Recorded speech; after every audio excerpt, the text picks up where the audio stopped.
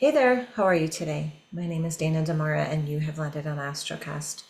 This is your full moon report for the full moon happening in the sign of Aries on October 6th at 11:47 p.m. Pacific Standard Time.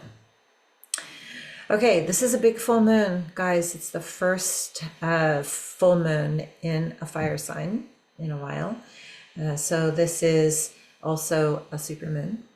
And it is also the first full moon after all of our eclipses. So remember, Aries is the first sign of the zodiac wheel. So this is all about new beginnings and really clearing the path for what's next. So if you remember, if you've been following along, I talked about being on that blank page. I've been talking about this blank page of a book of our life, right? And before you turn the page into a new chapter, there's always that one blank page. Now, in between eclipses, we were sitting on that blank page. Now we're moving into this next chapter.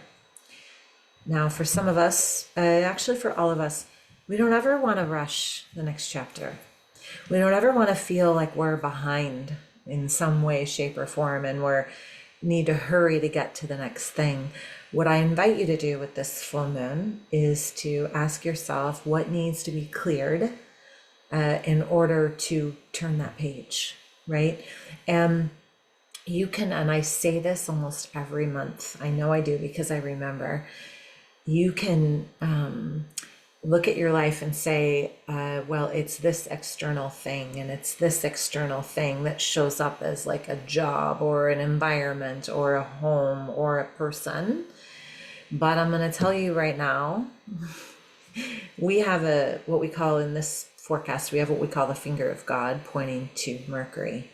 Okay, and this is about going a little bit deeper. So I want you to go deeper because when we think about, for example, like a relationship or a situationship, whatever you want to call it, if this is in your life, if you have a certain relationship in your life or a situationship that is uncomfortable or is feeling like you've outgrown it, or it gives you like just off-putting vibes, right? Or confusion or anything like that, it's telling you that something is wanting to be revealed, but it's something here, not out there. So I'm just going to put that out there for this full moon. Just saying. I want to share my screen because I want to show you everything that's going on. Okay, so here's the sun in Libra and the moon in Aries. Okay, so when the sun is opposing the moon, this is why we have a full moon, okay? And this is the first full moon, fiery full moon in a fire sign since the equinox. So it is a cleansing energy. So any kind of ritual that you have that is about cleansing or letting go, or like this is the burning ceremonies, guys. This is the burning ceremonies for sure. Aries is the first sign of the zodiac, so it's all about starting new beginnings. This is like turning that new page, turning into the new chapter. And so part of what I would encourage you to reflect upon is like, what is it that really I am really passionate about? What really, quote unquote, floats my boat? What really fires me up? And then what fear have I been clinging to that is just keeping me in this old pattern? Because I'm telling you, Aries is not going to let you stay there. Look at all this in fire. Look at all that.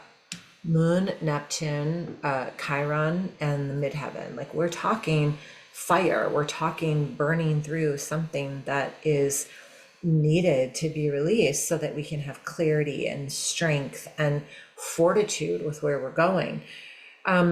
Something I want to say that's really important with this full moon that is a key player actually is the sign of Mars. So Mars is creating zero aspects.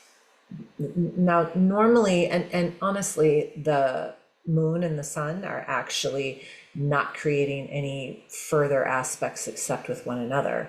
Normally, the sun and the moon will have some sort of relationship with other planets, and in that it creates a muddled energy. Okay, But in this case, with this full moon, it's really all about the sun and the moon, period. So it's all about sun in Libra, balance, harmony, relationships, all of this, right? Peace, tranquility, uh, opposing the moon in Aries, which is about fired up emotions, moving forward with passion, not really giving two toots about anyone else but yourself. That's Aries. Sorry, guys. And also Mars. Mars is making no aspects. So Mars is what we call in this situation a free agent. So it's acting with this raw and direct energy. And when Mars is in Scorpio, it feels freaking powerful. It feels laser focused. It feels intense. It feels, quick manifestations, like let's get shit done. That's Mars. And so when Mars is in this type of like radical position with, the sun and the moon being in this radical position, really the energy, I want to turn off my screen share. Really the energy is like, be who you are. Don't apologize. Don't second guess yourself. Don't be swayed by outside forces, which right now it can be, I think, a little challenging, if I'm being honest. But I'm telling you that this is not the time to second guess. This is not the time to doubt. This is the time to say, this is what's happening and this is how it's going down. And to really trust. So again, that doesn't like give us the green light to be radical or irresponsible or impulsive. It gives us the green light to be intuitive, calculating, and ready. And remember, this is a super moon, which means that the moon is super close to the earth, so it kind of magnifies everything. I'm so excited about this full moon. I want to share one more thing with you. Actually, a couple more things. One is that there are other aspects happening with this that influence this moon.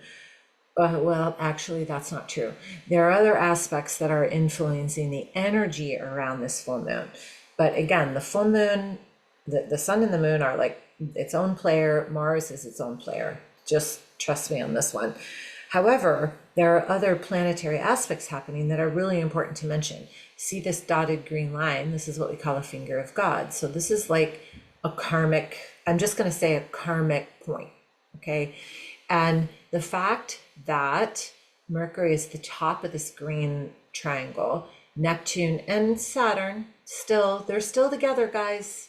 And by the way, North Node, karmic path, still there, still sitting there. Neptune still sitting on the balance scale between the old and the new of Pisces and Aries. And Uranus sitting here, 1 degree in Gemini. Like, are you freaking kidding me? This is all about, it's sudden, like massive insights, flashes of like, what the hell am I doing? This is not where I want to go. It will give you the opportunity to redirect your thinking, to change your perspective like that, and give you a wider positioning of why you're here on the planet. Like, I just can't even express it enough. This whole little trio over here of Neptune, Saturn, and the North Node is that balancing of responsibility, thinking big, thinking deep, and karmic retaliation. Now it's creating this sextile with Uranus, which is sudden changes, sudden opportunities, pointing to our day-to-day activity. It's just amazing. Jupiter is going to trine Saturn and Neptune. So with Jupiter trining Saturn and Neptune, this is all about, I'm going to just show it to you quickly here. There's Jupiter, which, by the way, is a big player. And then also Venus opposite. So here's Venus. First of all, Jupiter and Venus are sextiling one another, which is completely optimistic, positive, loving, destined, high value systems, expansiveness, abundance, right? And as I'm saying this, I'm like, do we live in America? Like, what? How could Dana be saying this? But I'm telling you, it's what's happening in the sky. I'm going to turn my gaze upward. I don't know about you, but I am. And then with it opposing Saturn and Neptune, this is really about highlighting our karmic lessons. So since I've been home from Africa, I have had a very hard time ignoring the quote unquote reality of our society. But I'm also not like somebody who shoves my head in the sand and ignores it. I understand it's happening. And I opted to take social media off my phone.